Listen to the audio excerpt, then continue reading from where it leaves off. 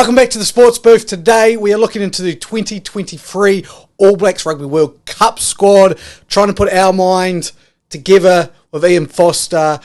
May not be the best for our health and safety, but we're going to try and do it and see what we think the team he might select for the World Cup is in about 6, 7, 8 months. The way I started all of this, again, went back to spreadsheets, made a list, got a list of all the All Blacks that have played All Black rugby since Sam Whitelock, basically the last All Black still making a stand. From that, we were kind of able to break it down to the players who are quite clearly no longer here. For example, the Aaron Cruden, Sonny Bill Williams, all the way up into kind of Peter Gusto-Akula stages. Although he is there, the fact that he's decided to play overseas from next year makes his chances very low.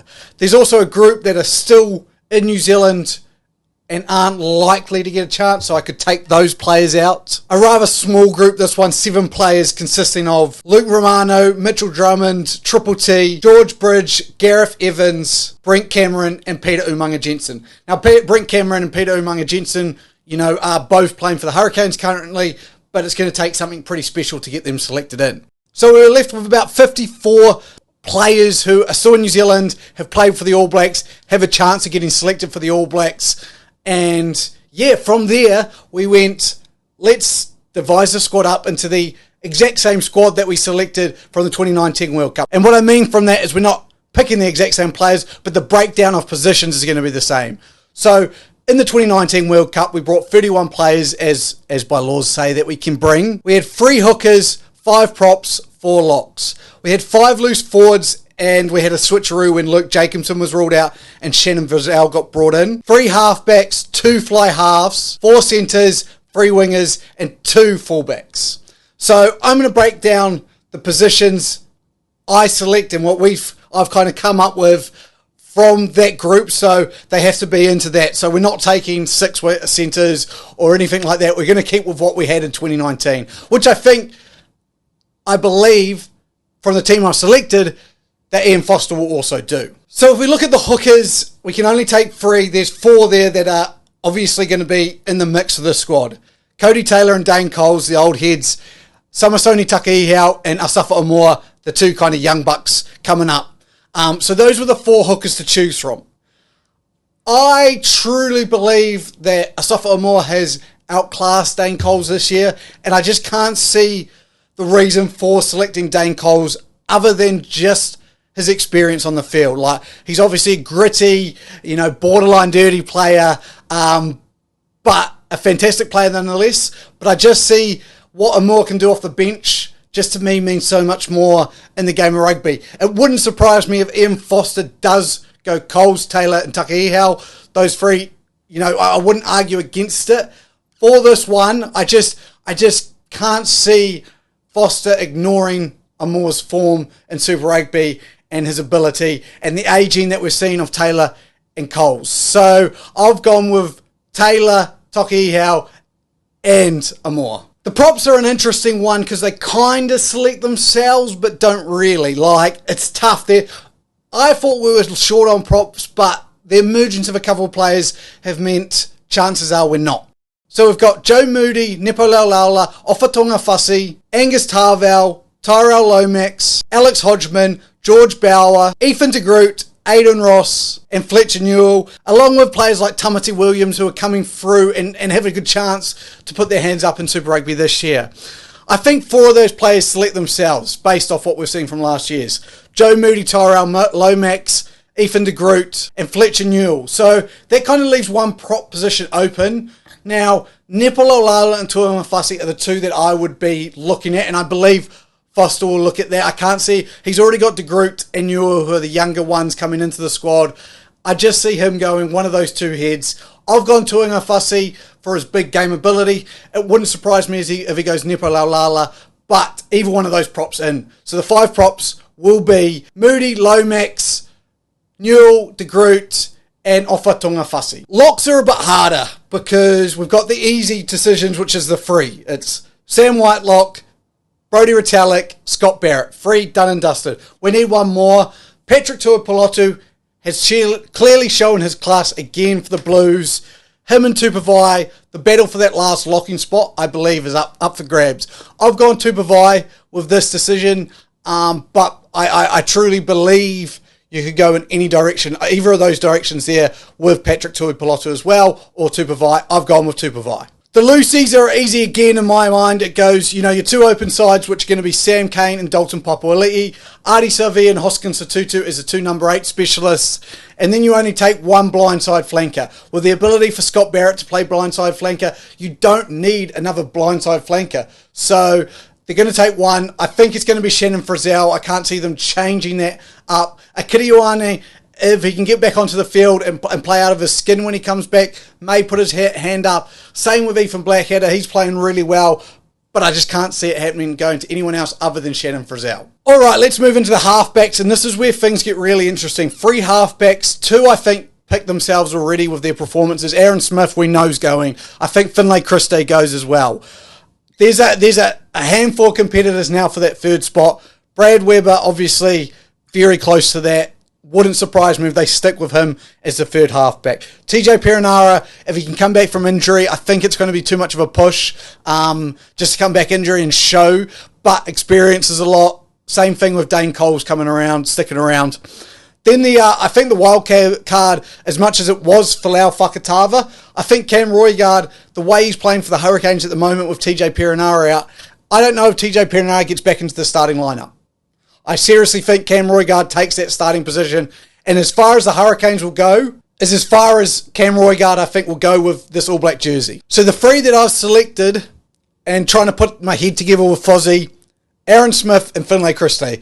I think Fozzie goes Brad Weber. I really do. I've gone Cam Roigard on this chance and say he keeps his form up all the way through. The Hurricanes do really well in Super Rugby. He shines, and Fozzie has no choice but to select him. First 5s is probably where I'll get the most disagreement, I'd say. My eyes are that there's 3 that we're talking about. Obviously, Beauden Barrett, Richie Mo'unga, and Damien McKenzie. I've selected 2 of them, and Damien McKenzie and Beauden Barrett we can discuss a bit later. They'll come up again.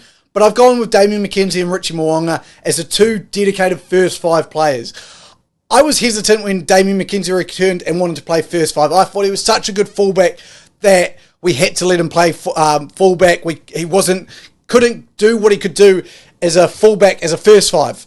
I think I've been proven wrong as the Chiefs 6-0 start so far to Super Rugby, an undefeated start. So I just kind of go, I think it's that time, Damien McKenzie, to come about. Beauden Barrett, he'll come up again later when we talk about fullbacks. That's where I'm putting Beauden. But yeah, I just think Damien McKenzie and Richie Mo'unga are our 2 10s. Now the centre position was really hard. I'm putting Jordie Barrett into 12. I think, as much as I think Fozzie loves Jordie Barrett at fullback, and I understand it, great high ball option, can do it all. I think after this year, with the Hurricanes playing 12, the form he's in at the moment, how important it is to have a playmaker in that 12 jersey, as well as someone who's like Jordie Barrett and can crash, it's just going to be a vital cog in the All Blacks' wheel. So I've gone with Jordie Barrett as one of the 12s. Rieko Ioane selects himself. Then there leaves kind of 2 centre positions open. I can't stop the class of Anton Leonard-Brown getting in the team, and I don't think Fozzie will either.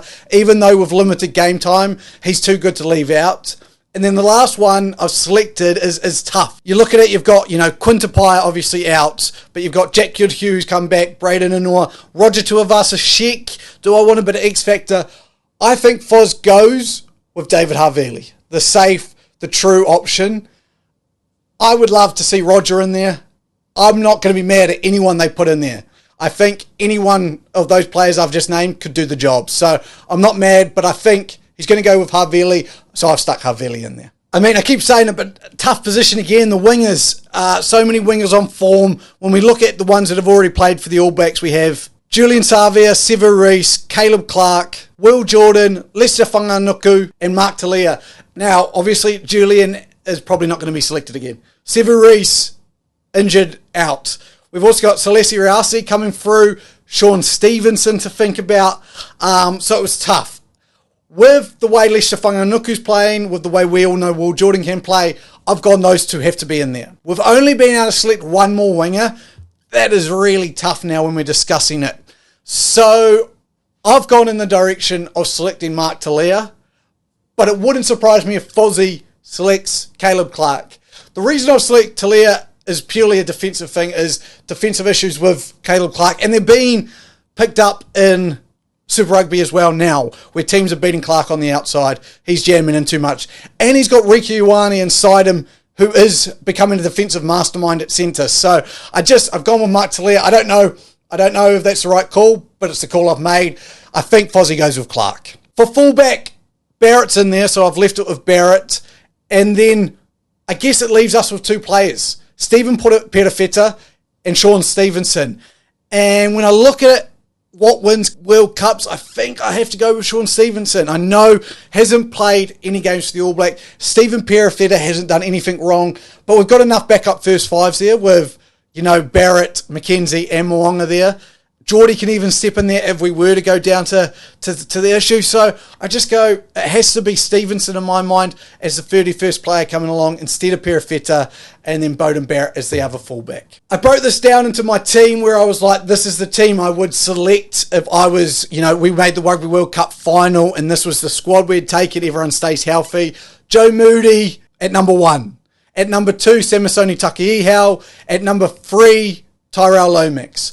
4 and 5 pick themselves, Sam Whitelock and Brodie Retallick. Sorry, other way around. Brodie Retallick, Sam Whitelock. 6, I've gone Scott Barrett. They love him as a line-out option in 6 and his ability there. 7, he's not going to change from Sam Cane. I reckon Dalton Papali'i's the better player as well, but Sam Cane will be our captain. Let's get behind him. 8, Ardie Savea, easy as that. 9, Aaron Smith. 10, Damian McKenzie. 11, Lester Whanganuku. 12, Geordie Barrett. 13, Ricky Ioane. 14, Will Jordan. 15, Beauden Barrett. I was never a fan of the dual playmakers at 10 and 15, but I've gone with it. 16, Cody Taylor. 17, Ethan de Groot. 18, Fletcher Newell. 19, Tupavai. 20, Dalton Papali'i. 21, Finlay Christie. 22, Richie Mo'unga. And 23, I've bracketed Mark Talia and Sean Stevenson. So that is my prediction for the 2023 All Blacks Rugby World Cup squad. I would love to hear your thoughts on it, who you think Fozzie's going to select, if you think I'm completely, utterly crazy and wrong, if I've left someone at home, Stephen Perofeta, I'm sorry, anything like that, Ethan Blackadder, obviously. For now, thank you for joining me. If you enjoy these videos, please make sure to subscribe, and we'll catch you next time. Goodbye.